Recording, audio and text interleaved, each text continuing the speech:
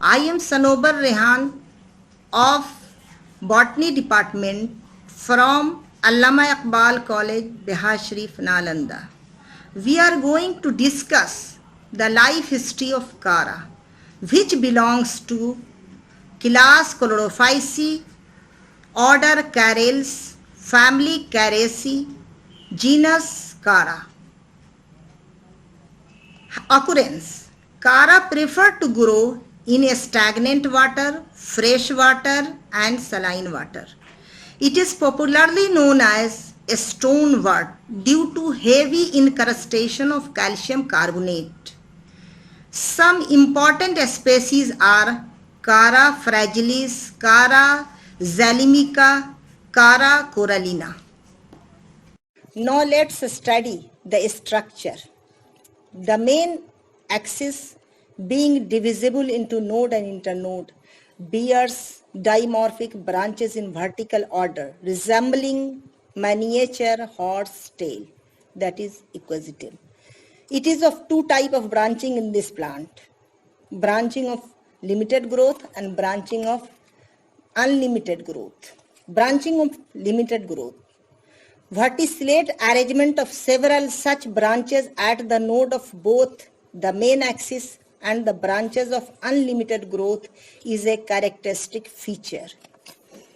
Branches of unlimited growth, number 2.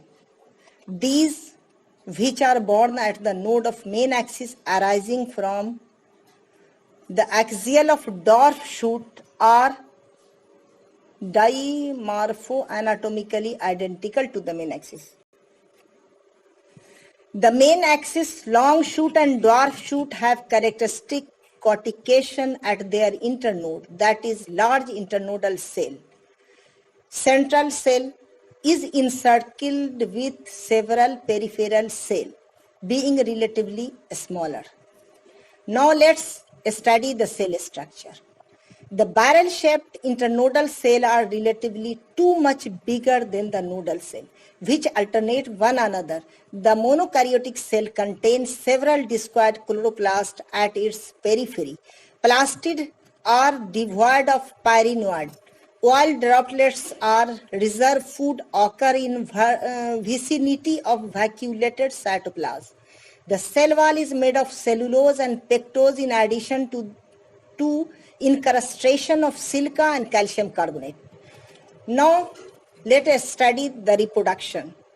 There are two methods of reproduction. Number 1, vegetative reproduction. Number 2, sexual reproduction. Vegetative reproduction takes place by 3 methods. Number 1, by amylum star. Number 2, by bulbil. Number 3, by secondary protonema. By amylum star.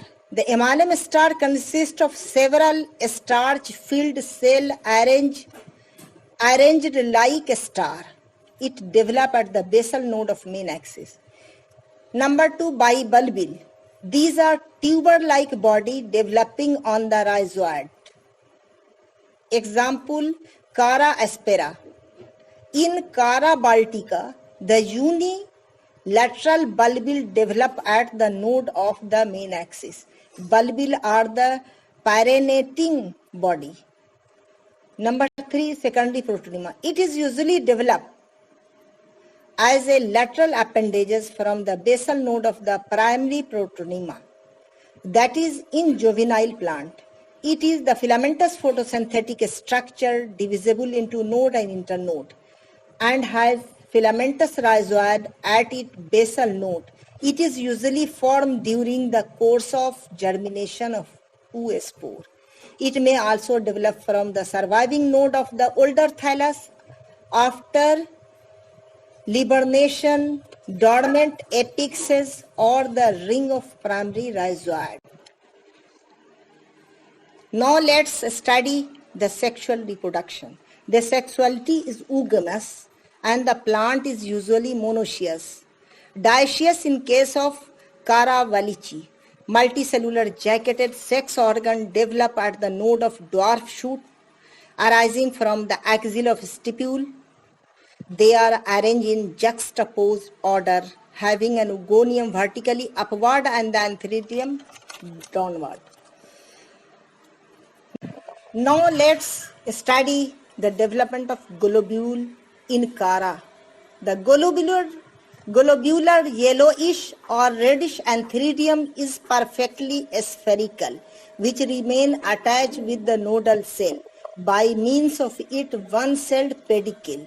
Its outer sterile protective envelope is represented by shield cell, which is composed of 8 tubular cells, which display pseudocellular appearance due to presence of several enfolding or curved plate. There lie a cross-shaped configuration of 4 manubriae being rod-like and extending from the inner lining of shielded to the primary capitula.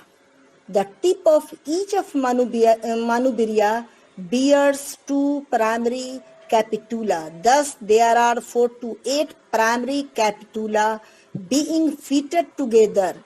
The number of secondary capitula vary from 8 to 48. Since a primary capitulum bud of 2 to 6 secondary capitula, eventually each secondary capitulum is adorned with 2 to 4 spermatogenesis filament being simple or dichotomously forked, tortuously coiled, filling the entire space of antheridial cavity. Now let's study the development and structure of nocule in Cara. Greenish elliptical oogonium is seated at its 2-cell stalk borne at the tip of unicellular pedicel, which remain attached with the nodal cell.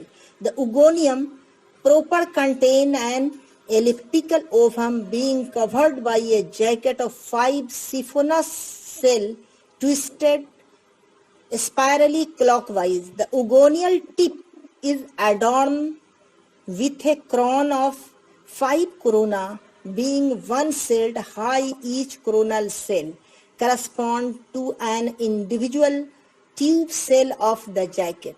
The cytoplasm of the ovum is packed with a starch grain and oil droplets. The egg nucleus is seated at the basal end, while apical end of ovum carry a hyaline receptive spot. Now let's study the fertilization. Prior to this event, the tube cells separate from one another slightly below the corona in order to form 5 slits.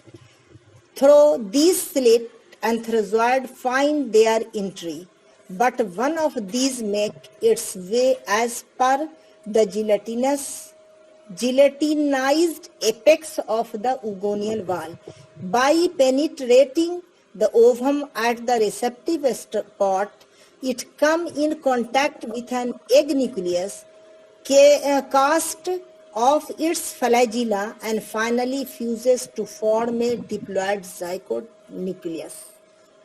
Now let's study the oospore.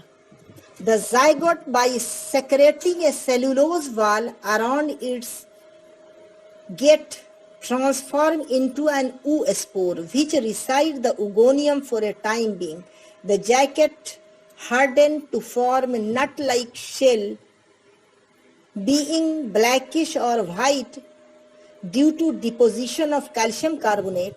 Finally, the oogonial shell bursts open, exposing the oospore, which fall to the bottom of the pond or ditches and leads to dormancy.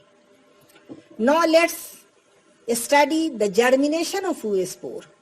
When the dormant period is over, its diploid nucleus, means 2 nucleus, migrate from basal to apical end, where it divide mitotically to form 4 haploid nucleus.